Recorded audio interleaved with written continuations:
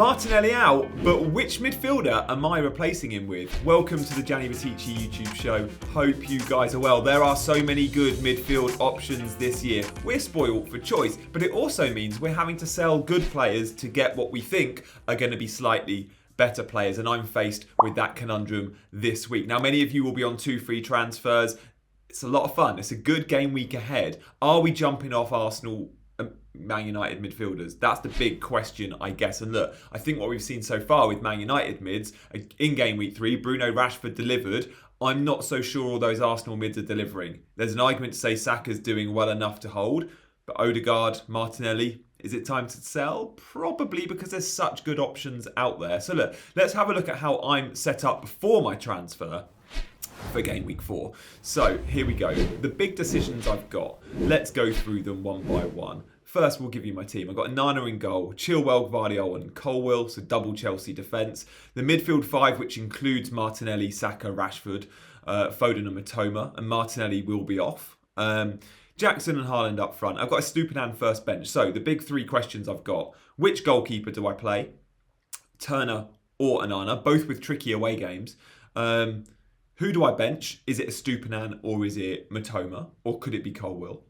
And then which midfielder am I bringing in, right? So let's go with the first big question there around which midfielder I'm bringing in. But look, I've got 2 million in the bank. I've got that free transfer. So I've got loads of flexibility. In fact, before I do say the midfielder I'm bringing in, let's go through the quick and easy questions. I think Onana over Turner just edges it. I think United have a slightly higher chance of a clean sheet than Nottingham Forest. Forest were good defensively, have been good defensively this season. We'll look at some of the team data in a second, which might change my opinion. Let's have a look at that.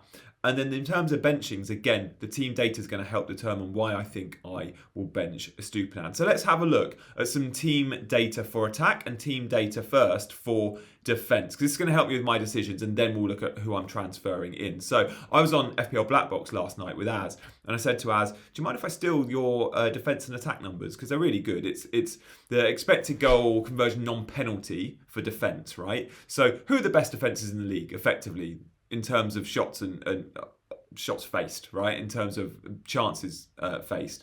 So as we know, no surprises, Man City are the best defence in the league, which is why I bought Gvardiol last week, which is why I think many will move to a set and forget Man City defender. But if we're thinking of my goalkeeper question and we're thinking of my Stupinan question, Forest have been 6th best so far. Not bad. Man United down in 13th. So, you know, maybe one to consider there. Right at the bottom, Fulham, Luton, Burnley, Sheffield United, bottom 4. They're the teams to target, guys. They're the teams to target. Now, who plays Fulham this week? Man City, which is why Haaland's such an obvious captaincy option. And Foden, I think, is a really nice buy. But we can also see down there, in terms of the league's worst defences so far, despite having amazing fixtures, that's Brighton. Really surprised to see them in 16th, or am I? I don't know. They're all-out attack, they're fun, they're vibes FC, and with that, we're going to get goals and assists from a Stupinan, but are we going to get clean sheets? They've already changed their goalkeeper once, and they'll change them back at some point. I'm not so sure, which is why I think benching a Stupinan, even though he's at home, to Newcastle, who are a good team, I think I can make that call and go, I will bench a Stupinan over Colwill and over Matoma. Now, Colwill, Chelsea's defence ranks 4th, although again, the fixtures have been fairly kind, although they did have Liverpool game week 1. So look, that's the defence data. Let's have a look at the attack data and see if that affects our decisions. Because look, before I look at my transfer in, I'm looking at Brighton attack, thinking about benchings, you know, Matoma, for example. And as we can see, straight at the top of the list, Brighton are number 1 at the moment. In terms of the expected goals, non-penalty per 90, Brighton are expected to score 2.72 goals a game. Not too shabby. If we get 2.72 goals a game from Brighton, you can't sell Matoma. Which is why this week I will absolutely be keeping Matoma, and it's why Martinelli will be going. They were the only 2 midfielders I'd consider selling, right? If we look at the Arsenal attack, all the way down in 16th, and again, they've had good fixtures. Really good fixtures. So we cannot justify double Arsenal midfield anymore, in my opinion. The other things of note here, I guess, when we're looking at potential players to sell or to bench, Our Man United attack is pretty decent. 4th. Like, you're going to start Rashford, you're going to start Bruno, of course, and you're going to sell them with a very heavy heart. Selling your Arsenal mids, far, far easier. Brentford are 2nd, and Bomo is still going under the radar for many, myself included. I can't simply accommodate him, and I'm prioritising, I think, a longer term hold in my midfield choice than in Bomo. But I did say last week I thought my game week 4 transfer in would be in Bomo, and again, Brentford attack, 2nd in the charts. I completely understand why. But the midfielder I'm bringing in this week is centred around Spurs, who we can see are 11th for attack. But the difference with the Spurs team is when they do get those numbers and they're expected to score 1.51 goals a game, which is still not bad, I know there's one guy that's involved. And that the first 3 game weeks show it. Not just from stats, but more importantly for me, it's eye test. But if we look at the numbers for James Maddison and how he compares to Sterling, who again, lots of managers are going after this week. They're the 2 most in-demand players, right? When we look at Maddison versus Sterling, points very similar, there's one between them. But the expected goals, Maddison 1.25, Sterling 0.92. The expected assists is so much higher for Maddison, 1.64 versus 0.54. The goal attempts, the chances created, not the penalty area touches. The goal attempts, the chances created, Maddison wins. The only thing Sterling's winning at really is the penalty area touches, and he's got 1 more FPL point. But I know with Maddison what I get is consistency, and I know with Spurs I'm getting a team that's going to be all out attack. So guys, my midfield transfer this week is going to be, unless something dramatic happens in press conferences and injuries or whatever, it's going to be Martinelli out, Maddison in. I've obviously got the fun. I've got more than enough money. I'm going to be left with even more in the bank. Maddison has had a price rise this week. I don't mind that. I was happy to soak that up. Information is key. I am happy to go for early transfers. Of course I am. Last week I made a Tuesday and a Thursday move to beat price drops from Gabriel and rises from Jackson. But this week I'm playing a little bit more patient, just because as well, we know Maddison was an injury doubt. We know he didn't play in the week for Spurs. I'm sure he's fine. But we also know he came off early against Bournemouth, 75 minutes in. And that's purely because, he was flagged and they've got to wrap him up in cotton wool. So I just want to 100% make sure, which is why I'm not going early. I want to see press conference quotes and training ground photos. But yeah, Maddison, I think, is a fun pick. And look, I completely get it if you're going Sterling. I'm blocked from the Sterling move. I already own Colwill, and I already own Chilwell, and I already own Jackson. Now, I could take a hit and sell Colwill and get Sterling in, but I genuinely, even if I wasn't blocked from Colwill and the 3rd Chelsea asset, I think my transfer in is still Maddison. And let's have a look at the fixture ticker to help suggest why I like Maddison as a longer-term hold. Probably than Sterling, although both are good options, very good options. I filtered the fixture ticker on the Scout site and look, checked Fantasy Football Scout out. This is from the members area, all the way to game week 11, right? And this is the next, 8 game weeks. And you could filter it longer or shorter. I always like looking around 6 to 8 game weeks ahead, as probably no more than that. Liverpool top of the ticker, Luton 2nd, we don't care there, but Spurs are 3rd, Chelsea are 4th. So again, when we're looking at Maddison and Sterling for fixtures, it's right up there. Now the next 2 are brilliant for Maddison. It's Burnley and Sheffield United, 2 newly promoted teams. Then they do have Arsenal and Liverpool. But then again, after that, it's like, okay, fun. It's Fulham, it's Luton, it's Palace. Both teams, you've heard it to death. The non-European football thing is big. We cannot underestimate that. And these guys getting a full week on the training ground, no midweek fixtures. Spurs are even out the Carabao Cup now. They got loads of time with Ange on the training ground. This Spurs team hasn't clicked yet, and it's still scoring goals for fun or looking good in attack. It's going to click soon, and they're going to go big, especially when Richarlison starts sticking the ball in the back of the net, which surely happens soon. But yeah, Maddison over Richarlison is an easy one, by the way, for me at the moment. So that's where we are with fixtures. We can see where we are with the best attack, best defence. But I still want to go back to my team and talk about a couple of the question marks I have. And of course, we've got to discuss, as always, some captaincy for those that maybe want to look outside of the big man. So the big dilemmas I mentioned are who I transfer in. We know that's going to be Maddison. Who I bench, I am veering off the back of the data we've seen of benching Estupiñán. Now, sure, Brighton have the best attack so far, but they are so poor defensively. If I'm going to back the Brighton attack, I'm going to back Matoma over Estupiñán. And then I guess the other person in this equation is Colwill. I could play a Stupinan and bench Colwill, and the upside with a Stupinan is huge, and the ownership can be quite scary if he does go and bang. And look, his points can come out of nowhere.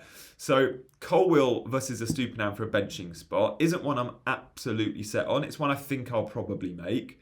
But I could bench Colwill, who, by the way, in the week did go off about just after the hour mark. He went straight down the tunnel, which I never like seeing. You see that and you go, Colwill's out for the weekend. After the game, he is quoted, and Poch is quoted as saying it was precautionary, it was just a knock on his ankle, he'll be fine for the weekend.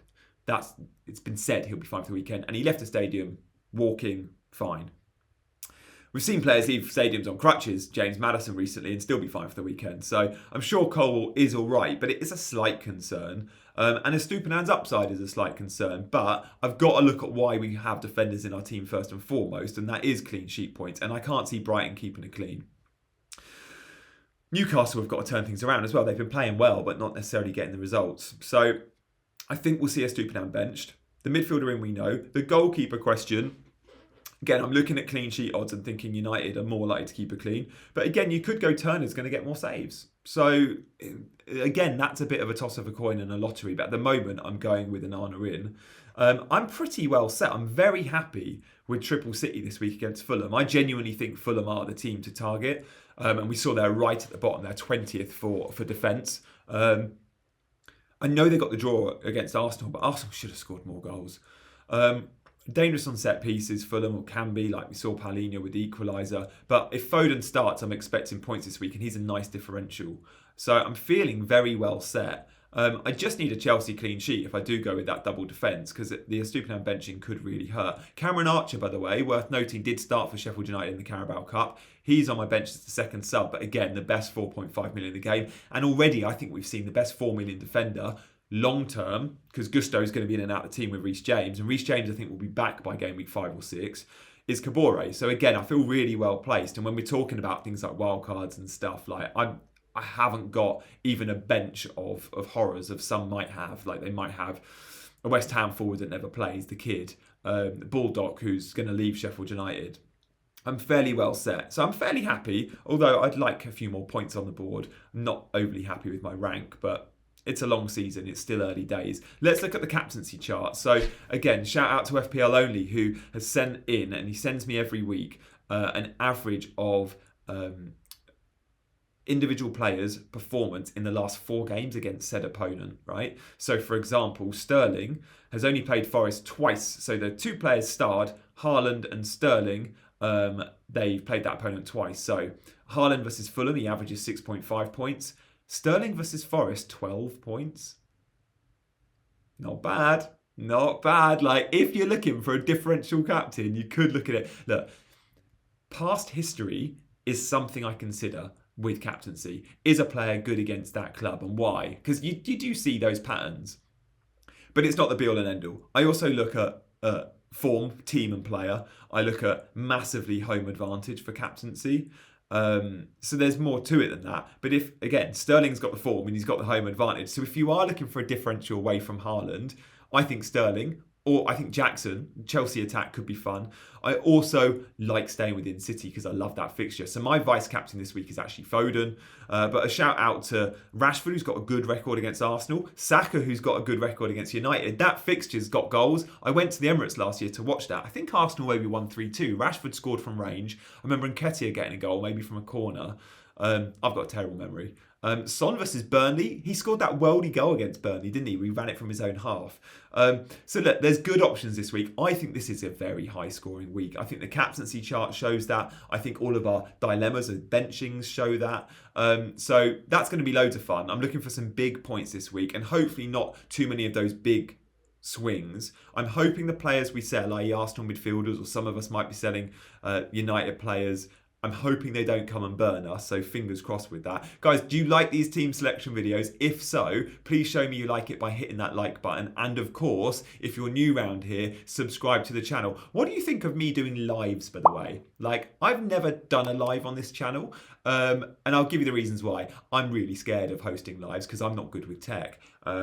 And I am going to, for my first time ever, on Friday at 3 p.m. UK time, so around just off the back of the press conference news, but before all those deadline streams, I'm going to do an hour Q&A and host my own live. You might be witnessing a big tech fail, but I promise to try and be there at 3. I'm going to do a dummy run today, so make sure you stay tuned for that. And it's literally answering your questions. I do that in the comments of these videos anyway, but if you fancy getting in the chat and getting involved on the live, then do come and play on Friday at 3 p.m. But guys, thank you so much for watching.